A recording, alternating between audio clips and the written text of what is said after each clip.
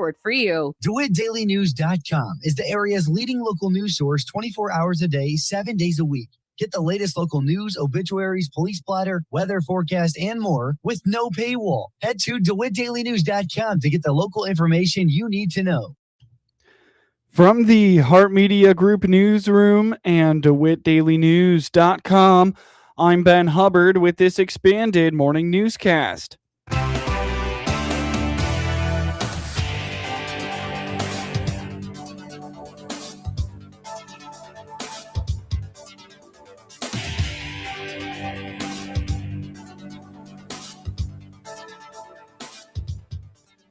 Good morning and thanks for being with us. I'm your host today, Ben Hubbard. The news is brought to you by Baum Chevy Buick in Clinton, your Silverado headquarters, as well as Connexus, offering fiber internet in Clinton. Click their icon on DeWittDailyNews.com to find out more. With hungry kids home for the year and air conditioners working overtime, summer budgets can get tight quickly. Connie Miller with the DeWitt Savings Bank indicates that the summer brings a lot of extra expenses like childcare, higher energy costs, and bigger bills at the grocery store. Yes. Well, hopefully people have thought a little bit about this before the summer starts. I know a lot of parents have issues with childcare. That's an extra expense that they might not have had during the school year. So that's always something they have to budget. But also things increase like your food budget. You have kids home from school now and they have lunch and breakfast as well that you have to feed them. So those are some of the things that just add to your expenses for the summer. Higher energy costs too, air conditioning and trips in the car, things like that. And unfortunately, it's the reality. The good thing is I'm seeing things go down in price now, especially at the grocery store. And I just saw the gas prices going down. But like we said before, sometimes it takes planning. So, you don't have to take your kids to the pool every day, but maybe plan a special day to go to the pool. We do a lot of grouping our errands, like where we're going to go all in one big circle so we don't have to go back and forth. So it takes planning, but also shop the sales at the grocery store. I was in several grocery stores this past week and watermelon was all under $5. That's way cheaper than doing like strawberries or something for your kids. A big, huge watermelon for $5 could feed your kids for a few days. Miller says making a plan should always be step one when it comes to getting your finances under control. She points to eating out rather than at home as a big spending place for people that can be avoided. First of all, make a plan. So a lot of times we let life happen to us instead of planning for life. So if my kids are doing softball or baseball, when the games are, you have a schedule, you can put together a meal plan. Like I had a friend who didn't cook and spent a lot of money eating out. And we went over to their house and just showed them how to use a grill. And they're saving thousands of dollars. We know on Wednesday nights we have a game. On Friday we have a game. When can I cook dinner? On those nights that we're not at home, we don't have to go through a drive-through. We can make sandwiches that morning and have them in a cooler and ready to go. Buy a case of Gatorade and have it at home instead of running into Casey's, because 9 times out of 10, when you run into Casey's, it's not just that Gatorade, you get something else. So have healthy snacks, things like that already pre-packed. Invest in a good cooler so you don't have to worry about food spoiling if you have to keep it in the car, things like that.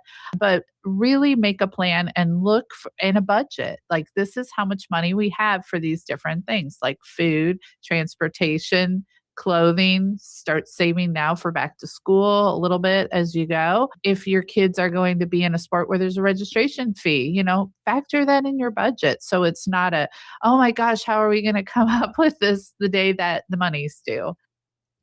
For those student athletes in need of equipment, Miller recommends asking community members, thrifting, or checking Facebook Marketplace before buying brand new.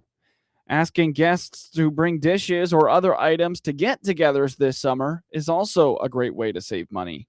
And 9 times out of 10, when your kids are in sports too, they need equipment. And a lot of people go out and buy brand new equipment. And there's probably somebody that outgrew their cleats that they barely wore the season before, or their baseball pants. So there's ways to save money. Absolutely, and on Marketplace too. You can find just about anything that you need on Marketplace, like patio furniture, a grill, anything that you want for summer fun. And, those family get-togethers, or, instead of going out to dinner, you can grill hot dogs and hamburgers. Have your friends bring over a side dish. It's a lot of fun. Also, like, free entertainment. You don't have to go to Disney World. I mean, they say it costs over $6,000 now for a family to go to Disney World. But there's so many fun things to do for free around here. Celebrate America. I think it was called Clinton Celebrates America. I just saw the tentative schedule. My gosh, it's all free. They're going to have the bank is sponsoring the climbing wall that Saturday. There's a parade. There's bands. There's all these games. I mean, it's all free. That's a great way to celebrate and have fun with your family. And they even have like snow cones and cotton candy for free. So those are some things that you might want to consider. And it's okay to say no to your kids sometimes too. Miller suggests beginning to save for back-to-school season now before the expensive trips to the store to get clothes and school supplies. This is another great time to go thrifting or ask around your community for hand-me-downs. Also, for back to school, I would say start saving now. But remember, school starts in the middle of summer. They don't need a new wardrobe on, August 10th. It's still summer. And so I see people buying clothes that probably won't fit their kids when it gets cold. So maybe go through right now, they just got out of school, go through their school supplies, see if there's something you can save for next year. I started saving their paints and their crayons because I'm like, they barely use these. So we just recycled a lot of stuff, saved hundreds of dollars. And and even going back to school shopping clothes. If you know someone the kids are a little bigger than yours, that might be somebody to reach out to and say, hey, I would like to buy your clothes, go through them before you get rid of them. And most people will just be like, just take them. They just want them off their hands, or go to a resale shop, and find clothes there. It's a great way to do that. We'll have more with Miller in the weeks ahead from the Heart Media Group on the latest ways scammers are trying to fool you out of your money and how you can avoid it. Learn more by finding the DeWitt Savings Bank on Facebook. Coming up shortly on this expanded newscast, Social Security highlights working after drawing Social Security retirement. As Central Illinois moves deeper into the summer season, weather officials indicate shifting atmospheric patterns that could bring contrasting temperatures and moisture trends over the next 3 months. Ed Shimon with the National Weather Service in Lincoln explains that official June through August summer outlooks show equal chances for above or below normal seasonal temperatures across the local area. Sure. Yeah. June, July, August, the summer outlook is equal chances for above or below normal temperatures. June's probably going to end up above normal. So we may end up not having as many heat waves probably in the mid to late summer time frame. Hopefully that happens so we won't exacerbate any drought conditions. But precipitation wise shows equal chances of above or below normal. But below normal is really close by in Iowa, Minnesota, Wisconsin. So it tells me the storm tracks are going to be a little further south, and we may be getting into some heat with not as much frequent rainfall. So just got to hopefully get enough rain in June to stave off any kind of problems, by midsummer. Because by late August, we usually are drying out into the August, September, fall time frame, setting up, possible drought conditions there. But when I click on July, August, September, we're below normal temperatures. So something is telling me the late part of summer, might not have as much dog days of heat as we head into we add on September into that, late August. So we'll have to see how that pans out. But that's good. Cooler than normal fall temperatures is not a bad thing. No. Get some harvest and, without any problem. The summer precipitation outlook also highlights equal chances of landing above or below seasonal baselines for precipitation, while below normal rainfall trends remain closely pinned to neighboring states like Iowa, Minnesota, and Wisconsin, indicating the primary storm tracks may slide further south. Yeah, the precip doesn't show above normal in that late summer either. It's equal chances with below normal to the north and south of us. So, we'll have to keep an eye on, and maybe some drought conditions might creep into there. But I think the bulk of the growing season, when the corn is really maturing and starting to produce product, I think if we can get some rain here in June into early July, that'll help tremendously for the yields that'll come out of the fields. Mm-hmm. Gotcha. July, August, September. I don't think I've seen, and we've been looking at these for years. You know that. Yeah. I don't think I've ever seen in many, many years, 10 plus years, that a late summer, early fall is at a below normal temperature. Yeah. With all the heat and humidity creating pop-up thunderstorms this week, Shimon is imploring those working or recreating outside to be aware of lightning this time of year. You're listening to the WHOW Morning Show. Let's take a quick break with a word from our sponsors. Looking for a new Silverado? This is Scott Baum from Baum Chevrolet Buick here in Clinton. We have a good selection of new Silverado inventory. We have Silverados in 1500s, 2500s, and 3500s with several trim levels, custom, LT, RST, LTZ, and yes, even high countries. All our inventory is priced for our summer savings season. Baum Chevrolet Buick. Together, let's drive. BaumChevroletBuick.com right from the start. It's the quiet moments you count on. A call that connects instantly, a show that never buffers, a home that just works. That's the difference with Connexus Fiber Internet. We built a buried fiber network designed for consistency, earning us the title of top-rated fiber internet provider in Illinois. With plans starting as low as $25 a month and 3-year price lock options, it's reliability you can feel without the unpredictability. Because with Connexus, connection means everything. Experience better at Connexus.com. Nothing Connexus like Connexus. News time is 21 minutes after the top of the hour. You're listening to the WHOW Morning Show. Last week at the Hart Media Group, we started a deep dive into returning to work after you start drawing your Social Security retirement. Jack Myers with Social Security indicates that when you collect benefits prior to full retirement age, your benefits are permanently reduced based on the number of months you are shy of that full retirement age. Because people will sometimes have different ideas about that. They think, okay, once I started collecting my benefits, there's no way I can possibly improve my monthly amount. They might think that, hey, I shouldn't have to pay into Social Security anymore because I've already tapped into my benefits. Neither of those assumptions are true.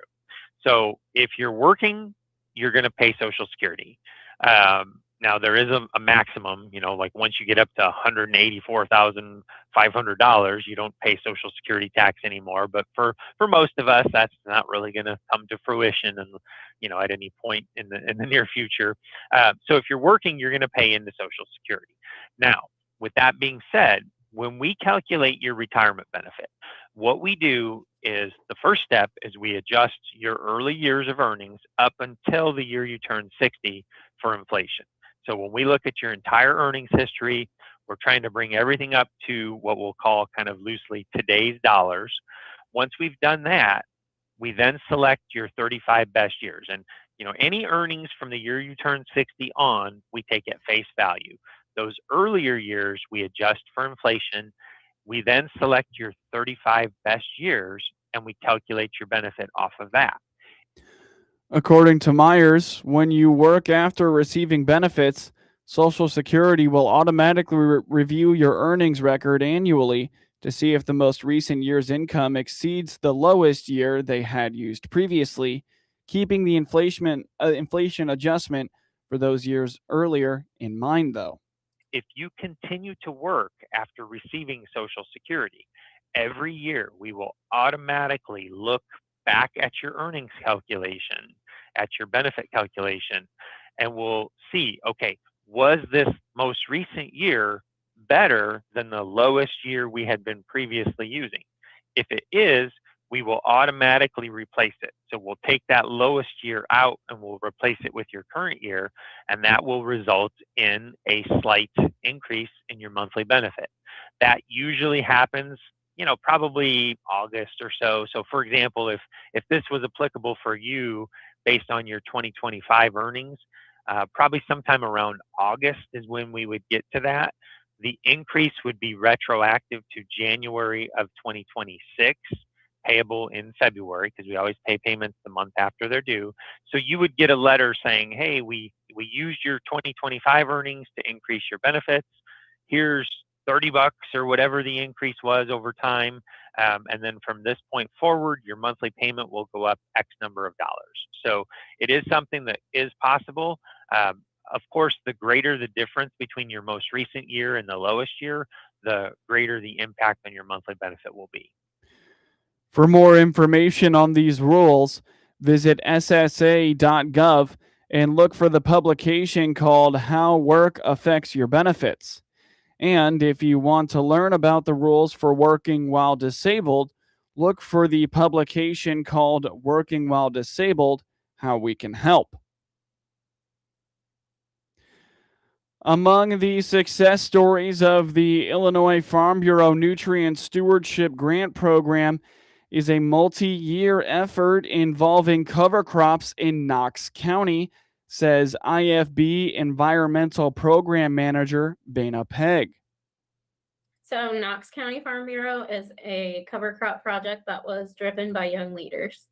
And this is pretty cool because the young leaders, Haley Hennefant, she's the manager of Knox County Farm Bureau, and Brandon Hall, they got together with their young leaders team and they just kind of hashed it out, like what kind of programs would be useful, what kind of things might they like to look at for conservation. And the young leaders, I think they started in 2018, actually, just having the conversation, and then applied in 19. And by 2020, they got their grant. They decided they would focus on cover crops. And their intention was really practical, like they wanted to get more cover crops on the ground. But they really ended up kind of shifting their culture and their conversation about cover crops and regenerative ag because the program was so successful and kind of long term.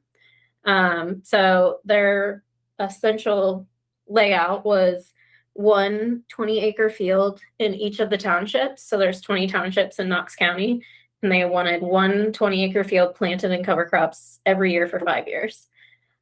So pretty extensive, honestly, in terms of research. That's like a really cool study in terms of like how much land it's covering and like the level of community involvement that they had. The Illinois Farm Bureau Nutrient Stewardship Grant Program was unveiled in 2015.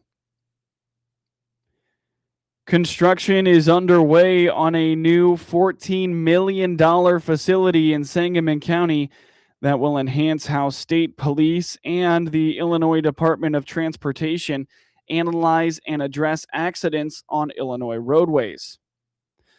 The new facility, located in Pawnee, would offer classroom and on-the-road training through realistic environments. In fact, Paul Wappel, spokesman for the Illinois Department of Transportation, says the new facility also includes a test truck. The Illinois State Police and IDOT, we broke ground on a new traffic incident management training facility in Pawnee. We're going to be able to offer safety courses, or state police will offer real world conditions faced by highway workers, emergency responders, of course, including state police, local police. And it's a $14 million project. And again, once it's done, it will be able to mirror actual conditions out in the field. And, with the goal, of course, saving lives of people who are in distress while state police and whoever else helps restore normal traffic operations after, whether it's a traffic event or heavy traffic or a crash, whatever it might be. So it's really exciting to do this, in another effort to save lives and keep people safe on the roads, including, emergency responders, highway maintainers, everybody, tow truck operators, everybody and anybody who, is out and about on the roads. The new facility also includes urban streets, rural highways, access ramps, and multiple pavement types. providing support and technical service to the nation's small and very small meat and poultry processing facilities is the motive behind the Agriculture Department's recently announced Small Processors Action Plan.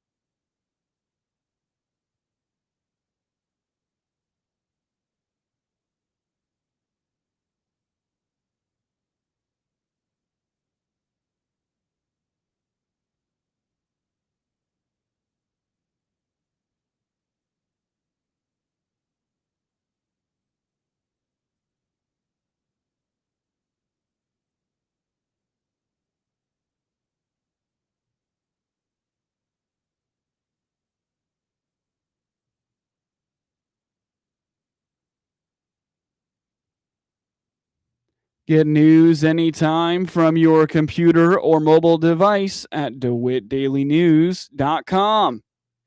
With SRN News, I'm Rich Thomason in Washington. Wall Street futures are soaring as oil prices decline following announcement of a memorandum of understanding between the U.S. and Iran. President Trump says it will result in a full reopening of the Strait of Hormuz and a lifting of the U.S. blockade of Iranian ports. There are some key differences, however, in the way the U.S. and Iran describe the deal, which in any event may be signed on Friday. Talks on Ukraine and Moldova joining the European Union getting underway today. Meanwhile, Russia unleashed a massive overnight assault on Ukraine's capital, Kiev, as well as some other parts of the country. A centuries-old religious site has been heavily damaged, and 5 rescue workers were killed in northeastern Ukraine. And watching Wall Street, the Dow futures are up 531 points. NASDAQ futures 655 points higher. More details, srnnews.com. Finally, a truth that has too long been hidden comes into the light. Sexploited in America, featured on SalemNow.com, is a new 4-part docuseries exposing the dangerous and deadly world of sexual exploitation, and the enemy is using our sons and daughters as its victims. Presented by AGA Media, hear the truths revealed through the voices of survivors, parents, experts, and those fighting back. Watch today on SalemNow.com. That's SalemNow.com. SalemNow.com.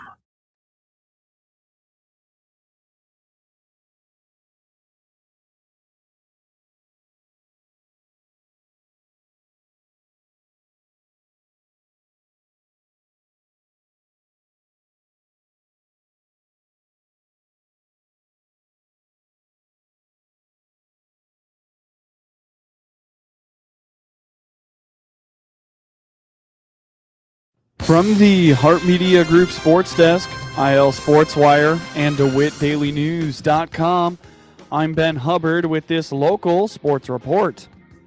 In a game heard on WHOW, Colson Montgomery, Sam Antonacci, and Chase Maydroth homered in Chicago's 6-run 6th inning, and the Chicago White Sox held on to top the Los Angeles Dodgers 6-4 on Sunday. One day after Yoshinobu Yamamoto flirted with a perfect game, it seemed like the White Sox bats were still fast asleep Sunday afternoon, but the Southsider Sticks awoke from their slumber in the bottom of the 6th when the good guys played at 6, homering 3 times in that inning, including the first time Sam Antonacci actually left the yard. Gets the sign. His 0-2 is hit in the air out into right. This is a game-tying homer. And on the very next pitch, he just hit one 415 feet. White Sox take the series from the 2-time defending champion Dodgers and now head to New York to take on the Yankees on Tuesday night. I'm Jeff Meller, and I'll have your pregame coverage starting at 5:30 on the ESPN 1000 Hard Rock Casino White Sox Network. The Sox kick off a midweek series with the New York Yankees on Tuesday. Pregame starts at 5:30 p.m. on WHOW. Ryan Kreidler's RBI double off the center field wall in the 8th inning scored Luke Keeschall and completed the Minnesota Twins comeback in a 5-4 win against the St. Louis Cardinals on Sunday. Kreidler had a pinch hit single and scored the tying run in the 7th for Minnesota, which took 2 of 3 games in the series. Victor Caratini hit a 2-run homer for the Twins in the 4th. Andrew Morris is 2-2 and pitched a scoreless inning of relief, striking out 3 of the 4 batters he faced. Yoendris Gomez earned his 6th save of the season and 5th with the Twins. Kreidler made a diving stop and throw from shortstop in the 9th to get Jose Fermin at first after a successful replay challenge by Minnesota manager Derek Shelton. Byron Buxton had 3 hits for the Twins and drove in a run during the 7th inning rally. St. Louis reliever George Soriano is 3-1 and gave up 1 run and 3 hits in 1 2/3 innings. He allowed the tying run to score in the 7th after inheriting a bases-loaded jam from Jojo Romero with 1 out. J.J. Weatherholt and Alec Burleson homered for the Cardinals. Michael McGreevy allowed 2 runs in 6 innings. McGreevy has given up 2 runs or fewer 10 times in 14 starts this season, but hasn't won since May 8th. Weatherholt had a 2-run homer, his 10th of the year, and an RBI single. Burleson opened the scoring with his 13th home run of the season in the 4th. He homered in 5 of his past 6 games and has a career-high 14-game hitting streak. The Cardinals return home for a 3-game series with San Diego. Right-hander Dustin May is 4-6 with a 4.21 ERA and gets the start Monday for St. Louis, while the Padres have not announced a scheduled starter. Twins right-hander Mike Paredes is 0-0 with a 4.35 ERA and makes his 2nd major league start Monday in Texas against lefty Mackenzie Gore, who's 4-5 with a 4.18 ERA and the Rangers. Logan Webb and Caleb Killian combined on a 7-hitter, and the San Francisco Giants beat the Chicago Cubs 5-1 on Sunday to avoid a series sweep. Matt Chapman homered and drove in 2 runs to help the Giants finish a 2-4 homestand. Jung-Hoo Lee added 2 hits. Webb is 4-4 and allowed 7 hits in 8 innings without a walk, matched his season high of 7 strikeouts, and pitched out of jams with runners in scoring position in 3 of the first 5 innings. Webb has pitched at least 7 innings and allowed 1 run or fewer in each of his past 3 starts. Killian retired all 3 batters he faced in the 9th. The Giants' offense did just enough to avoid being swept by the Cubs in San Francisco for the first time since 2013. Lee singled in the 5th, advanced to second on a sacrifice bunt, and then scored on Drew Gilbert's RBI double. Chapman followed with his 7th home run of the season. San Francisco added a run in the 7th on Bryce Eldridge's RBI single. The Giants' rookie Eldridge has reached base in 20 consecutive games, the longest streak by a Giants player since Matt Duffy's 20-game stretch in 2015. Pete Crow Armstrong had 2 hits for the Cubs, who scored an unearned run in the 8th. Cubs reliever Colin Rea is 5-5, who followed opener Ryan Rollison after just 11 pitches, allowed 4 runs on 4 2/3 innings. Cubs lefty Shoto Imanaga is 4-6 with a 4.44 ERA and is expected to start Monday night against Colorado right-hander Michael Lorenz, who is 2-8 with a 7.54 ERA.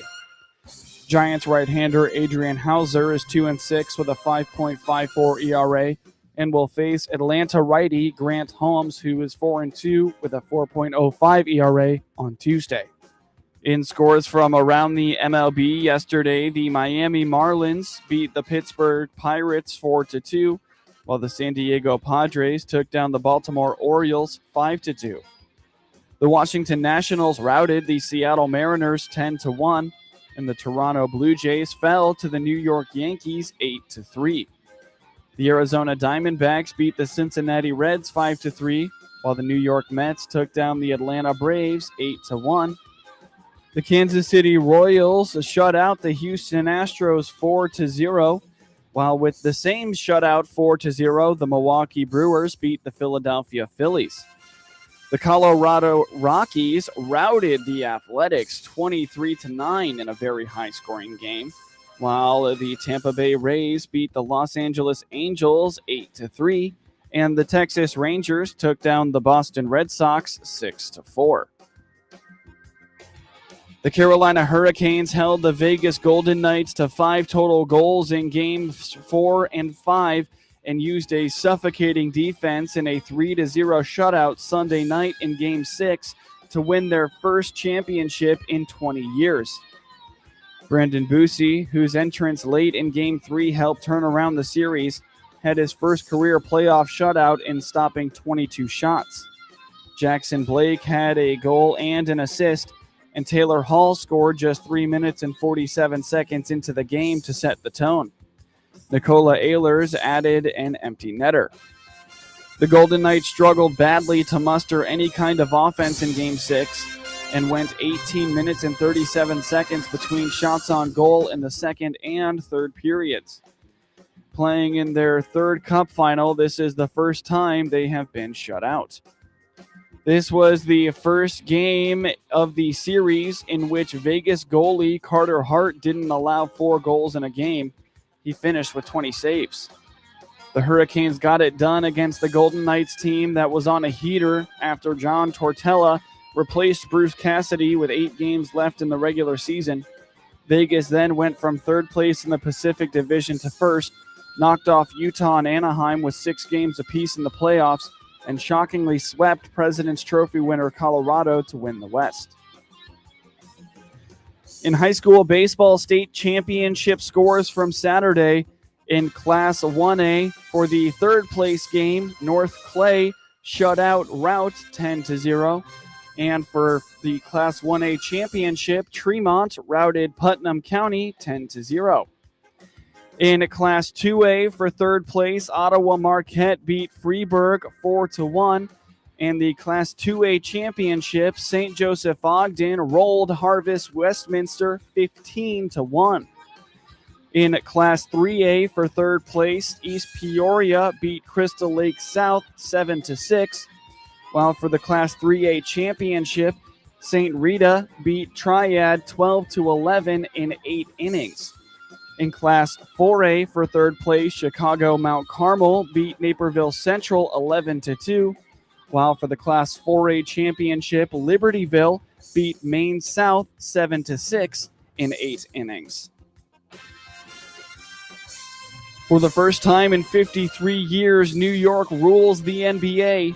Jalen Brunson scored 45 points, including 13 straight for New York in the fourth quarter, and the Knicks beat the San Antonio Spurs 94-90 in Game 5 of the NBA Finals on Saturday night. The Knicks won the series 4-1, rallying from double-digit deficits in all 4 of those victories. The deficit was 16 on Saturday night. Brunson and the Knicks were never fazed. Mikal Bridges and Josh Hart combined to score 27 points. Bridges had 14, Hart had 13.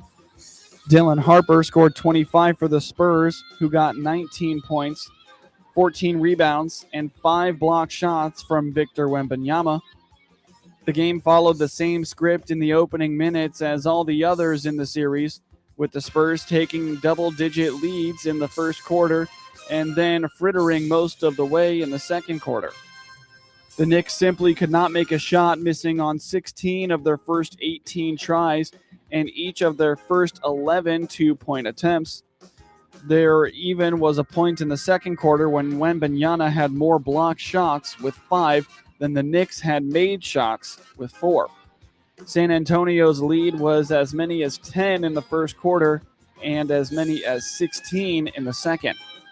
A 22-9 run in the second quarter got New York within 3 before Devin Vassell scored just before the halftime buzzer to give San Antonio a 42-37 edge at the break. And that capped an opening 24 minutes of either offensive ineptitude or defensive prowess, depending on perspective. The 79 combined points in the first half were the lowest in a finals game since Game 7 of Lakers-Celtics in 2010. And the combined 31.8% field goal shooting by the Knicks and Spurs was the lowest in the first half of a finals game in the play-by-play era. Get highlights of your local high school program by finding IL SportsWire on your preferred social media platforms, and get local sports anytime at DeWittDailyNews.com.